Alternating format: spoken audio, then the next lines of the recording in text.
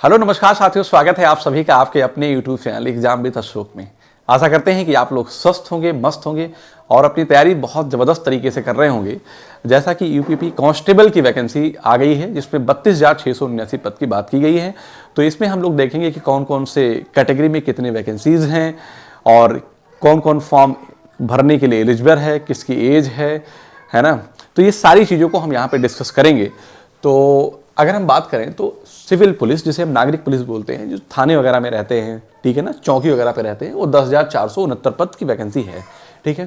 PSC जो reserve police एक तरीके से कह सकते हो।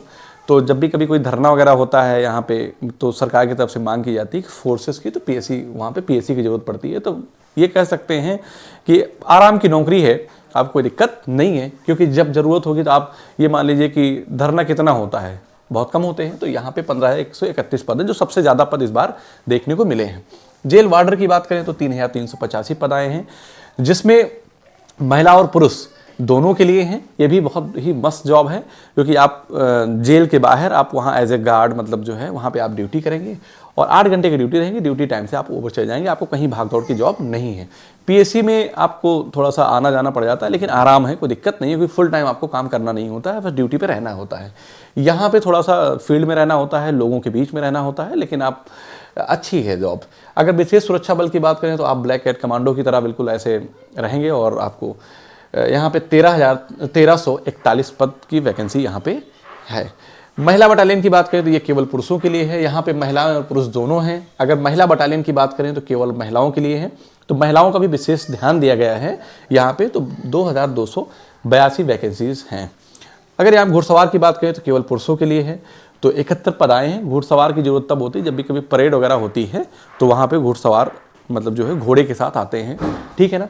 तो मतलब कहने का ओवरऑल ये देखने को मिल रहा है कि यहाँ पे महिला और पुरुष हैं, और यहाँ पे मतलब महिलाओं हैं, और महिलाओं के लिए यहाँ भी है, तो मतलब और कहीं पे पुरुष हैं। तो मतलब ये ओवरऑल ये कह सकते हैं कि सबको बराबर अवसर मिल रहे हैं, और आपको नौकरी प्राप्त करने के लिए सिर्फ और सिर्फ एक सीट की आवश्यकता है, ज़्यादा की जरूरत नहीं है। तो आपको हार्डवर्क करना है, कंटिन्यू प्रैक्टिस करना है, ठीक है ना, और अपनी पढ़ाई में कंटिन्यूटी बना के रखना है, ठीक है।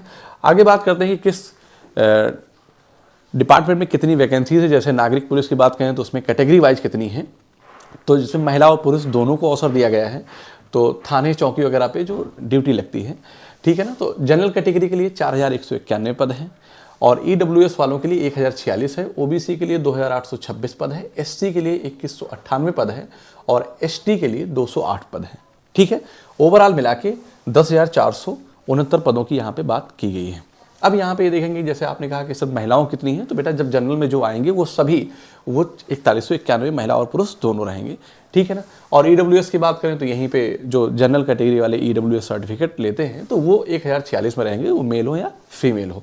अगर यहीं पे बात करें जो पीएससी, जो इस बार सबसे ज़्यादा वैकेंसी देखने को मिल गई है, ठीक है ना, तो यहाँ पे अगर हम कैटेगरी वाइज बात करें बेटा, तो जनरल कैटेगरी के लिए 6,060 पद हैं, जो सबसे ज़्यादा हैं इसमें, ठीक है ना। और ईडब्ल्यूएस वालों के लिए 1,512 हैं, और ओबीसी के लिए 4,083 पद की बात की गई है, और एससी के लिए 3,176 पद हैं, जिसमें एसटी के लिए आप देख रहे हैं कि 300 पद हैं। तो ओवरऑल मिला के 15,131 पद हैं। आपने कैटेगरी वाइज देख लिया किसमें कितने हैं, बस आप अपने माइंड मेकअप कर लीजिए। बाकी आपको तो चाहिए कितना, एक ही पोस्ट चाहिए, ठीक है ना। तो इसको लेकर आपको घबराने की जरूरत नहीं है, कितनी पोस्ट है कितनी नहीं है। आगे बात करेंगे तो जनरल कैटेगरी में यहाँ पे देखिए किसके लिए है, एसएसएफ केवल और केवल पुरुषों के लिए होता है। जो मैंने आपसे बोला कि ब्लैक कैट कमांडो वगैरह होते हैं, जो ड्यूटी में लगते हैं, जैसे कि मान लीजिए कोई मंत्री वगैरह होते हैं या विधायक वगैरह होते हैं, आईएएस वगैरह के, वहाँ पे इससे विशेष सुरक्षा बल की ड्यूटी लग जाती है, तो वहाँ पे रहेगा। तो बढ़िया जॉब है ये भी, मस्त, कोई दिक्कत नहीं है। तो जनरल कैटेगरी वालों की बात करें तो 538 पोस्ट यहाँ पे है, और ईडब्ल्यूएस वालों के लिए 134 है, लेकिन केवल पुरुषों के लिए है, ठीक है ना। और ओबीसी के लिए 362 पद हैं, एससी के लिए 281 पद हैं, और एसटी के लिए बेटा 26 पद हैं टोटल, ठीक है ना। ओवरऑल मिला के 1,341 पद हैं यहाँ पे। अगर महिला बटालियन की बात करें तो यहाँ पे महिलाओं के लिए ज़्यादा अवसर हैं, क्योंकि यहाँ पे सिर्फ और सिर्फ महिलाएं ही एलिजिबल हैं। तो जनरल कैटेगरी की बात करें तो 916 हैं, ईडब्ल्यूएस की 228 हैं, और ओबीसी की बात करें तो 615 हैं, और एससी की 478 हैं, और एसटी की 45 हैं, ठीक है ना। अब ओवरऑल मिला के 2,282 पद हैं। क्या है, 2,282 पद हैं। अगर यहीं पे हम बात करें कि आरक्षी घुड़सवार पुलिस, जैसे कि जो मैंने आपसे बताया कि टोटल 71 पद आए हैं, इसमें केवल पुरुष जो हैं वही योग्य होंगे। और हमने आपसे बताया कि घुड़सवारी करने का अगर शौक़ है, आपको घोड़े से चलने का शौक़ है, तो आपको ट्रेनिंग मिलेगी पुलिस विभाग में और आप वहाँ पे घोड़े से चलेंगे, ठीक है ना। तो बढ़िया है सब कुछ, तो आप इसके लिए मेहनत करिए। और आप देखिए कि पोस्ट जनरल के लिए 30 है और EWS वालों के लिए 7 है। तो वैसे भी जानते हैं ये पोस्ट कम है, तो शौकीन भी कम है, क्योंकि सबके अंदर क्षमता नहीं है कि घोड़े से दौड़ने की, ठीक है ना।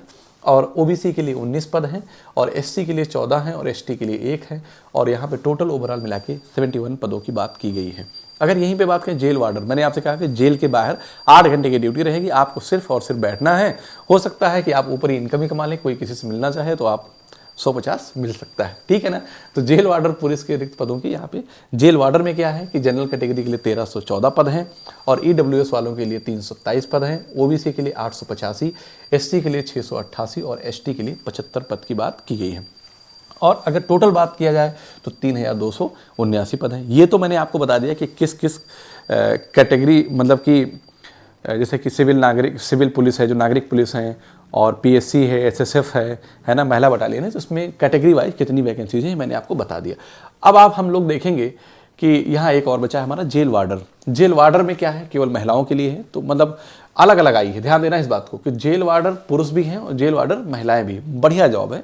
यहाँ महिलाओं के लिए भी आपको बाहर जेल के बाहर ड्यूटी करना है, गार्ड रूम मिलेगा, आराम से आपको बैठना है, कुछ करना नहीं है, कौन आ रहा है कौन जा रहा है ये देखना, बाकी कहाँ देखना है, कैमरे में देखना है। चलो जनरल की बात करें तो यहाँ पे 44 पोस्ट है, EWS की बात करें तो 10 है, OBC में महिलाओं की बात हो रही है 28 पद हैं और SC के लिए 22 पद हैं और ST के लिए बेटा 2 पद हैं। तो ओवरऑल मिला के 106 पद आए हैं, ठीक है ना। तो अगर हम यहाँ बात करें तो जो जेल वार्डर है पुरुष के लिए 3279 है। आप इस बात को ध्यान देना कि दोनों के लिए अलग अलग हैं, पुरुष और महिलाएं अलग अलग हैं, मतलब सबको यहाँ पे बराबर मौके दिए गए हैं। अब हम बात करते हैं कि आवेदन हम कब से कब तक भर सकते हैं।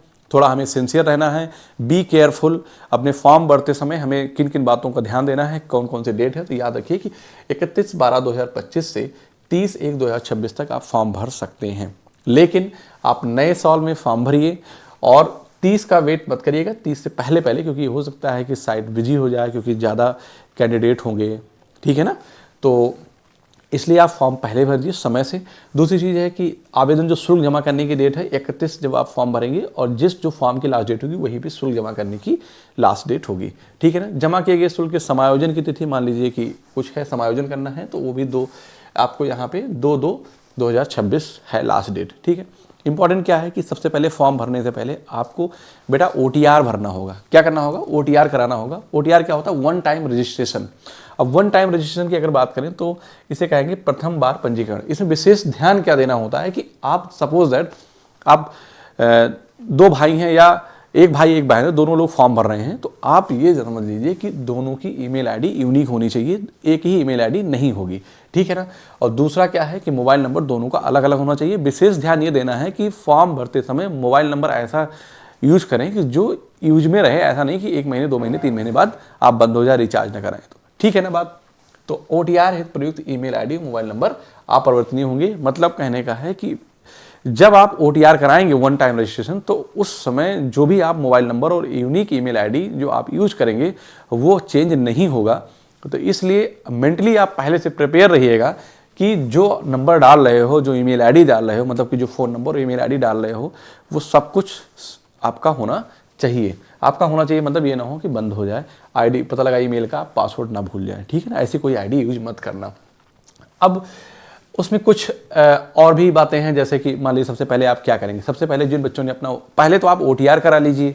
तो OTR वन टाइम रजिस्ट्रेशन से पूर्व, मतलब क्या है ना, टाइम रजिस्ट्रेशन कराना अनिवार्य होगा। पहले आप OTR करा लिए, फिर आप, ये भी बहुत इंपॉर्टेंट बात है कि फॉर्म भरने से पहले आप ये देखिए कि आप अगर OBC के हैं या EWS के हैं या SC ST के हैं, जो भी हैं, तो आप जो सर्टिफिकेट लग रहा है वो 1 अप्रैल 2025 के बाद का होना चाहिए, उसके पहले का नहीं होना चाहिए। अभी जब तक फॉर्म है तो मतलब 1 अप्रैल 2025 के बाद का ही सर्टिफिकेट होना चाहिए। अगर नहीं है तो आप बनवा लीजिए, इतनी भी जल्दबाजी नहीं करने की जरूरत, क्योंकि अभी आपके पास समय है। अगर हम कहें कि जितने भी दस्तावेज होंगे वो वैध होने चाहिए, मतलब जैसे कि सर्टिफिकेट आप बनवा रहे हैं, हालांकि हाई स्कूल मार्कशीट, मतलब जो भी डॉक्यूमेंट्स आप यूज कर रहे हैं फॉर्म फिल करते समय, वो सब कैसे होने चाहिए, वैलिड होने चाहिए। और टाइम का भी ध्यान दें, ये नहीं कि आप लास्ट डेट तक चले जाएं, समय से पहले आप फॉर्म फिल कर दें। और जो भी इंफॉर्मेशन आप दे रहे हैं फॉर्म फिल करते समय, जो भी डॉक्यूमेंट्स वगैरह दे रहे हैं, जो भी नंबर वगैरह दे रहे हैं, सब बिल्कुल कैसे होने चाहिए, वो सही होने चाहिए। अदरवाइज आपकी जो उम्मीदवारी होगी वो क्या कर दी जाएगी, रद्द कर दी जाएगी, मतलब आपका फॉर्म कैंसिल हो जाएगा। ठीक है बात। और एजुकेशन क्वालिफिकेशन की बात करें तो कौन कौन बच्चे इस फॉर्म को भर सकते हैं, है ना, ये भी इंपॉर्टेंट है। तो ये समझिए कि अभ्यर्थी का किसी भी मान्यता प्राप्त बोर्ड से 12वीं पास होना अनिवार्य है। किसी भी मान्यता प्राप्त बोर्ड से, कहने का मतलब है कि वो यूपी बोर्ड से हो, आईसीएसई बोर्ड से हो या सीबीएसई बोर्ड से हो, लेकिन क्या हो, 12th पास हो। ठीक है। आपके पास जब भी आप फॉर्म भर रहे हैं तो ये समझिए कि आप शैक्षिक योग्यता अनिवार्य है। ठीक है, ये नहीं कि मतलब जो भी उसमें रिक्वायर्ड है, मतलब कि 12th पास मांगा है किसी भी बोर्ड से हैं तो आपके पास वो आवेदन समय शैक्षिक योग्यता अनिवार्य है। अब आप मार्कशीट और जो आपका सर्टिफिकेट आता है वो होना चाहिए फॉर्म भरते समय।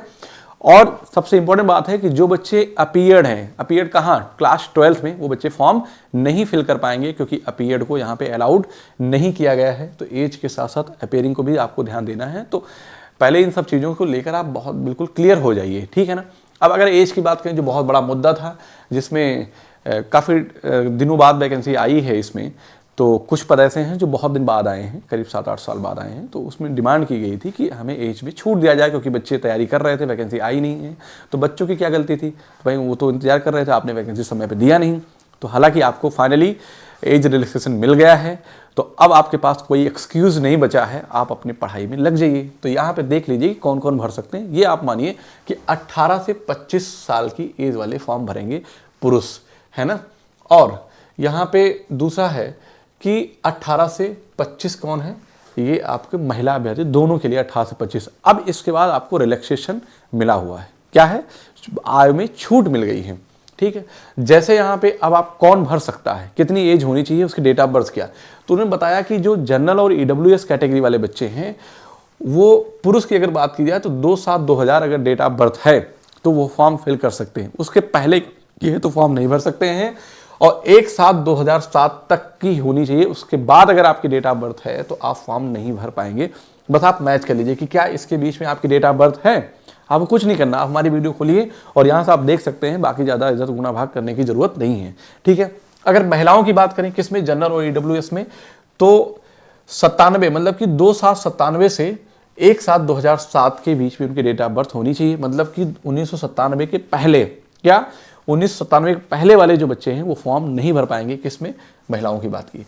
और यहाँ पे 2007 के बाद नहीं होना चाहिए। मतलब ये आप ओवरऑल देखेंगे तो 2007 के बाद अगर किसी भी बच्चे की डेट ऑफ बर्थ है, और कब, जुलाई 2007, है ना, उसके पहले, है ना, अगर आप जून 2007 के हैं तो फॉर्म भर सकते हैं। जुलाई 2007, 1 जुलाई 2007 की अगर आप डेट ऑफ बर्थ है तब तो आप कह रहा है कि तक भर सकते हैं। लेकिन अगर 2 हो गई तो आप फॉर्म नहीं फिल कर पाएंगे। ये सभी कैटेगरी के लिए, आप देखिए सबके लिए है। ठीक है ना बात। और यहाँ पे बात करेंगे, अगर हम यहाँ पे अनुसूचित जात के अभ्यर्थियों को जो अधिकतम है, तो यहाँ पे अब ये छोड़िए क्या है, छूट आप जाने दीजिए। अब यहाँ देखिए कौन तो भर सकता है, तो जिनकी डेट ऑफ बर्थ 1995 है, मतलब कि जुलाई 1995 है, वो फॉर्म भर सकते हैं। ठीक है ना। अगर उसके पहले की तो फॉर्म नहीं भर पाएंगे। और 1/7/2007 तक होनी चाहिए, उसके बाद वाले भी भर नहीं पाएंगे। तो यहाँ पे भी महिलाओं की बात किया जाए, किसमें, अनुसूचित जात मतलब एससी में, अगर एससी महिलाएं हैं तो वो 92 डेट ऑफ बर्थ उनकी होनी चाहिए। ठीक है ना। और यहाँ पे देखो 2007, मतलब कि अगर वो 2 जुलाई 1992 डेट ऑफ बर्थ है तो भर सकते हैं 2 जुलाई से 1 जुलाई 2007 तक।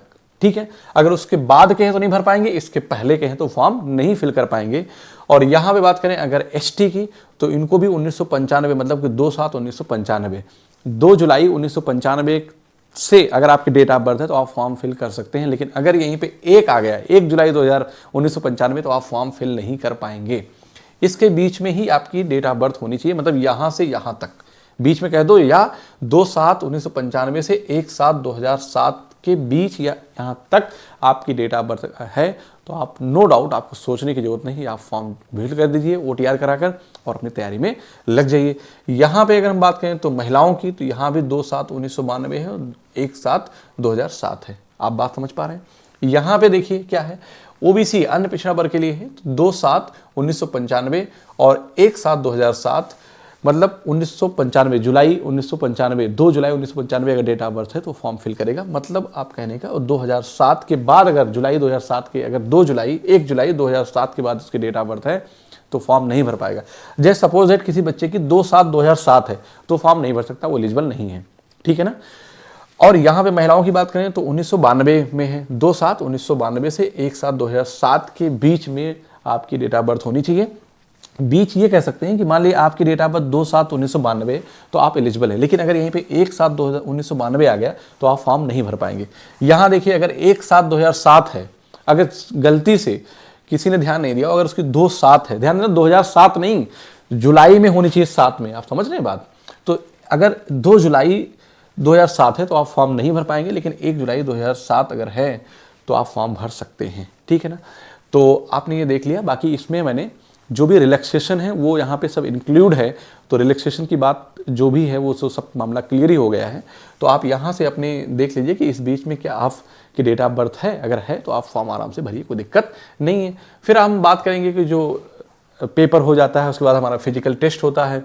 तो ऊंचाई की बात करें तो पुरुष वर्ग के लिए अलग अलग हमने यहाँ पे मेंशन किया है, महिला और पुरुष के लिए। पुरुषों की बात किया जाए तो जो पुरुष में जनरल ईडब्ल्यूएस रहेंगे, ओबीसी हैं, और एससी के लिए जो हाइट है 168 सेंटीमीटर की मांग की गई है, ठीक है ना। लेकिन अगर यहीं पे अनुसूचित जनजाति बात करेंगे तो जो एसटी होते हैं उनकी हाइट 160 सेंटीमीटर होनी अनिवार्य है, ठीक है। अगर सीने की मेजरमेंट की बात करें माप, तो जो सामान्य हैं, ईडब्ल्यूएस हैं, ओबीसी हैं और एससी हैं, उनका नॉर्मल जो सीना है वो 79 सेंटीमीटर होना चाहिए। लेकिन अगर सीना फुलाकर वो 5 सेंटीमीटर फुलाना होता है, मतलब उनकी 84 सेंटीमीटर उनकी सीना फुला के होनी चाहिए।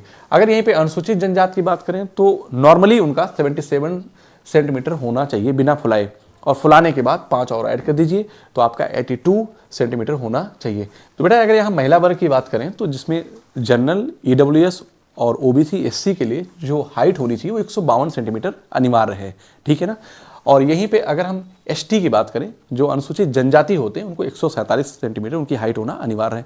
महिलाओं के लिए वजन की बात की गई है, जो 40 किलोग्राम मिनिमम वेट आपका 40 होना चाहिए, ठीक है ना। तो ये तो बात की बात हो गई। आपको पहले तो अपनी तैयारी फोकस करना है, तो आप अच्छे से अपनी तैयारी करिए। उसके बाद आप जो है फिर आप, क्योंकि ये सब बात की बात है तो आप खा पी के आराम से कर लेंगे, क्योंकि फिजिकल होगा तब ये सब मेजरमेंट होगा। तो पहले आप पेपर क्वालिफाई करें, तो इस पे ज़्यादा फोकस करने की जरूरत नहीं है।